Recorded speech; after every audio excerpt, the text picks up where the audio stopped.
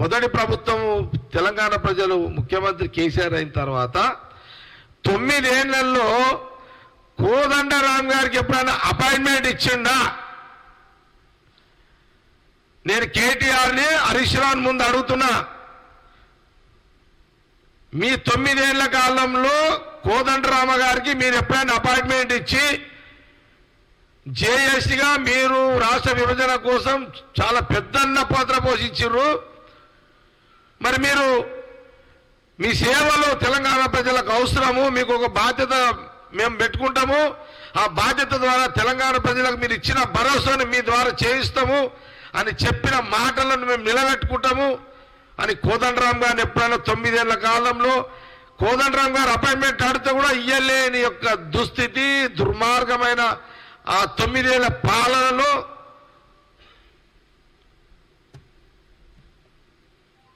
మరి ఏమైంది? 9 ఏళ్లలో ఏం జరిగింది? ఈ 9 ఏళ్లలో మరి ఎప్పుడు కోదండరామ్ గారి గురించి నోరు మెదపని కేటీఆర్, హరీష్ రావు, నిన్న ముఖ్యమంత్రి రేవంత్ రెడ్డి గారు గవర్నర్ కలిసి మాకు కోదండరామ్ గారిని, మా తెలంగాణ భీష్ముడు కోదండరామ్ గారిని గవర్నర్ చేయాలని కోరడానికి వెళ్తే ఎమ్మెల్సీగా ఇవ్వాలని మేము కోరితే దాని మీద రాధాంతం చేస్తున్నారు ఇద్దరు బామర్దులు.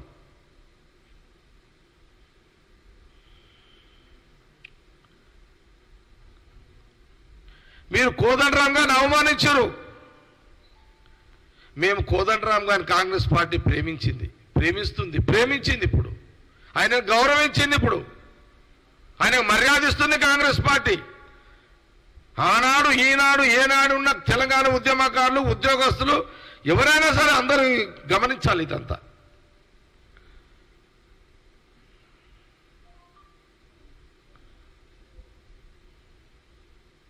కాబట్టి కోదండరామ్ గారి యొక్క గౌరవాన్ని ఈ 9 ఏళ్ళు ఆయనకు లేని గౌరవాన్ని చేసి కని ఉన్నారు.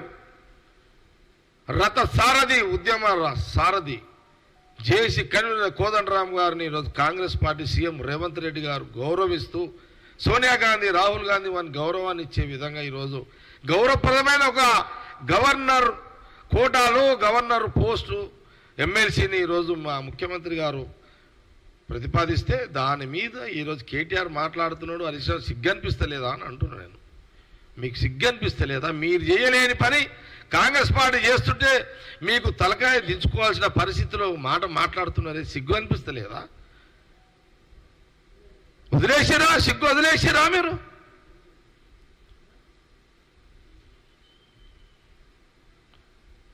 కాబట్టి అవునా పాపం గవర్నర్ గారు, నువ్వు గవర్నర్ కోటలో ఎవరి పేర్లు పెట్టినావాను? ఎమ్మెల్సీలై మీ ఈయననేమో కాంగ్రెస్ పార్టీ సీఎం రేవంత్ రెడ్డి గారు ఉద్యమ సారథి, విభజన సారథి కోదండరామ పేరు పెట్టిండు, కోదండరామ్ గారి యొక్క పేరు పెట్టిండు కాంగ్రెస్ పార్టీ. నువ్వెవరిది పెట్టినావు? ఎల్ఐఎంఎల్ఏది పెట్టినావు నువ్వు పేరు.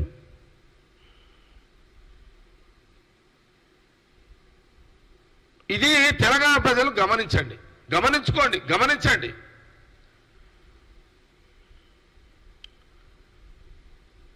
కాంగ్రెస్ పార్టీ కోదండరామ్ గారిని గౌరవించింది, కోదండరామ్ గారిని మీరు అవమానించారు. ఇది యావత్ సమాజం అందరూ కూడా గుర్తు చేసుకోవాలని నేను గవర్నర్ గారు కూడా కాంగ్రెస్ పార్టీ పక్షాన కృతజ్ఞత తెలియజేస్తున్నాను. గవర్నర్ గారికి మేము కాంగ్రెస్ పార్టీ పక్షాన మేము కృతజ్ఞత తెలియజేస్తున్నాం. మా సీఎం రేవంత్ రెడ్డి గారి యొక్క అభిప్రాయాన్ని, పార్టీ అభిప్రాయాన్ని, ప్రభుత్వం అభిప్రాయాన్ని, కాంగ్రెస్ ప్రభుత్వం యొక్క అభిప్రాయాన్ని, ఎమ్మెల్సీ మేమిచ్చే ఈ యొక్క మేము అడిగే గౌరవప్రదమైన ఆ పోస్ట్కి కోదండరామ్ గారి పేరు పెట్టడమే వారు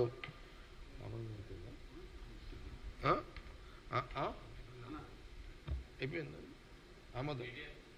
ఆమోదం ఓకే, ఆమోదం దిశలో ఉంది.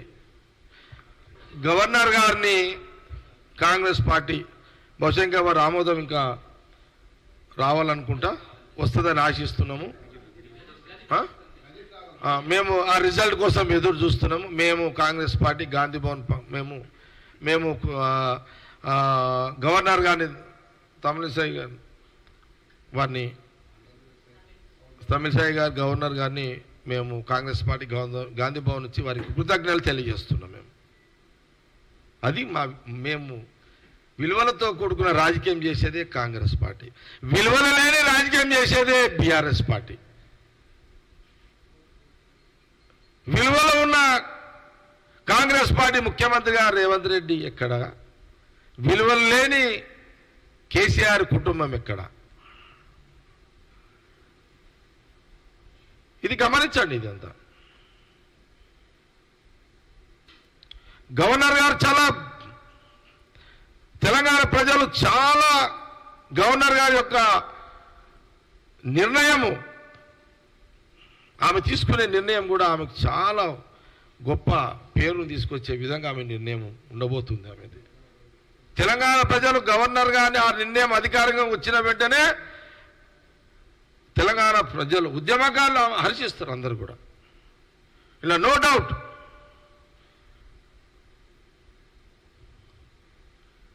అసలు కేటీఆర్, కేసీఆర్ అండ్ హరీష్ రావు గవర్నర్కి కృతజ్ఞతలు చెప్పాలి. అసలు మేము కోదండరామ్ గారిని మేము చేయలేకపోయినాము, అయినా కాంగ్రెస్ వాళ్ళు చేసిరు, చాలా గొప్ప వాళ్ళు. మీరు చెప్పకపోవచ్చు, కాంగ్రెస్ పార్టీ నుంచి గొప్ప వాళ్ళని చెప్తే మీరు ఖతమవుతారు కాబట్టి మీరు చెప్పకపోవచ్చు. రాజ్యాంగ పరంగా హెడ్ ఆఫ్ ద స్టేట్ గా ఉండేది మన రాష్ట్రానికి గవర్నర్ గారు, ఎందుకంటే కాన్స్టిట్యూషనల్ హెడ్ అంటారు వారి. మరి ఈరోజు రాజ్యాంగబద్ధమైన గవర్నర్ పదవిలో ఉన్న ఇక్కడి గవర్నర్ గారు ఏ రకంగా వ్యవహరిస్తున్నారో ఇవాళ రాష్ట్రం మొత్తం చూస్తా ఉంది, రాష్ట్ర ప్రజలు మొత్తం గమనిస్తా ఉన్నారు. ఒక 4 నెలల కిందట అనుకుంటాను, ఆనాడు అప్పటి కేబినెట్ కేసీఆర్ గారు ముఖ్యమంత్రిగా ఉన్నప్పుడు అప్పటి కేబినెట్ ఒక నిర్ణయం తీసుకుంది. తెలంగాణ ఉద్యమంలో ఆనాడు క్రియాశీలంగా పనిచేసిన గౌరవనీయులు మా ఉద్యమ సహచరుడు సోదరుడు ప్రొఫెసర్ దాసోజు శ్రవణ్ గారిని మరి కేబినెట్ తీర్మానం చేసి గవర్నర్ కోటాలో ఎమ్మెల్సీగా ఎంపిక చేస్తూ వారితో పాటు మరి షెడ్యూల్డ్ ట్రైబ్ గా ఉన్న ఎరుకల సామాజిక వర్గం ఇక్కడ జనరల్ అవకాశాలు రావు కాబట్టి ఒక మాజీ శాసనసభ్యుడు సామాజిక ఉద్యమాల్లో పాల్గొన్న మరొక సోదరుడు సత్యనారాయణ గారు ఇద్దరిని కూడా నామినేట్ చేస్తూ ఆనాడు కేసీఆర్ గారి కేబినెట్ నిర్ణయం తీసుకుంటే ఈ గవర్నర్ గారు రాజకీయ పరమైన సంబంధాలు ఉన్నాయి అని చెప్పి ఆనాడు శ్రవణ్ గారిని అదే విధంగా సత్యనారాయణ గారిని నామినేట్ చేస్తే కేబినెట్ నామినేట్ చేస్తే తిరస్కరించలేదు. మరి ఈరోజు వార్తలు వస్తున్నాయి, నిజమా కాదా గవర్నర్ ఆఫీస్ ధృవీకరించాలి, చీఫ్ సెక్రటరీ చెప్పాలి. వార్తలు వస్తున్నాయి, కోదండరామ్ గారికి మరొక ఆయనకు గవర్నర్ గారికి ఒక లెటర్ రాగానే ఆగమేఘాల మీద క్షణాల్లో సంతకం పెట్టి ఆమోదించినారని చెప్పి వార్తలు వస్తా ఉన్నాయి. నేను ఒకటే అడుగుతా ఉన్నా, శ్రవణ్ గారికి సత్యనారాయణ గారికి తెలంగాణ ఉద్యమంలో పాల్గొన్న శ్రవణ్ గారు, సామాజిక ఉద్యమాల్లో పాల్గొన్న సత్యనారాయణ గారు రాజకీయ పరమైన సంబంధాలు ఉన్నాయని తిరస్కరించిన గవర్నర్ గారు ఇవాళ ఒక రాజకీయ పార్టీకి అధ్యక్షుడిగా ఎన్నికల్లో పోటీ చేసిన కోదండరామ్ గారిని ఏ రకంగా ఆమోదించారో చెప్పవలసిన బాధ్యత ఉంది. రాష్ట్ర ప్రజలు తప్పకుండా మీ నుంచి సమాధానం ఆశిస్తున్నారు గవర్నర్ గారు.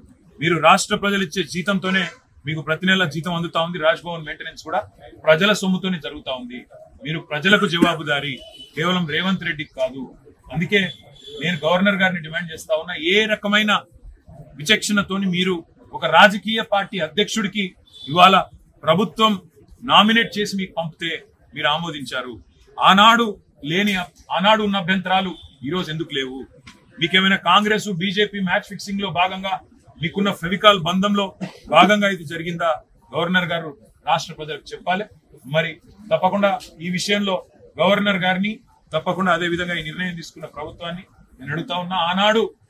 ఆనాడు ఏదైతే అభ్యంతరం గవర్నర్ గారు లిఖితపూర్వకంగా ఇచ్చినారో, వీరు రాజకీయ పార్టీలతో అంటగాగుతున్న వారు, సంబంధం ఉన్నవారని ఈ రోజు ఆ అభ్యంతరం ఏమైంది? కాంగ్రెస్ బీజేపీ నాయకులు ఇది వాళ్ళ సంబంధాన్ని బట్టబయలు చేస్తున్న మాట వాస్తవమా కాదా చెప్పాలని చెప్పి కూడా నేను డిమాండ్ చేస్తూ మళ్ళొక్కసారి గౌరవ సర్పంచ్ వారి పదవీ కాలాన్ని పొడిగించాలని, సత్యనారాయణ గారు ఇక్కడే ఉన్నారు, గౌరవ సర్పంచ్ల పదవీ కాలాన్ని పొడిగించాలని, పర్సన్ ఇన్ఛార్జ్ల పేరిట ప్రజాప్రతినిధుల గౌరవాన్ని తగ్గించవద్దని చెప్పి కూడా మళ్ళొకసారి డిమాండ్ చేస్తూ ప్రజాపాలన అంటే ప్రజాప్రతినిధులను గౌరవించే పాలన ఉండాలి, ప్రజల ఆకాంక్షలు గౌరవించే పాలన ఉండాలి. కాబట్టి కరోనా సమయంలో మరి మా గౌరవ సర్పంచులు కొంత సమయం వారు ఆ సేవ చేయలేకపోయినారు. ఆ సమయంలో అందరం కూడా ఇబ్బందుల పాలైన మొత్తం ప్రపంచం అంతా కూడా. కాబట్టి గౌరవ సర్పంచులందరి తరఫున రాష్ట్రంలో మా పార్టీ డిమాండ్ చేస్తోంది, వారి పదవీ కాలాన్ని 6 నెలలు లేదా సంవత్సరం పొడిగించండి, లేదా వచ్చే పంచాయతీ ఎన్నికల వరకు పొడిగించాలని చెప్పి కూడా మేము డిమాండ్.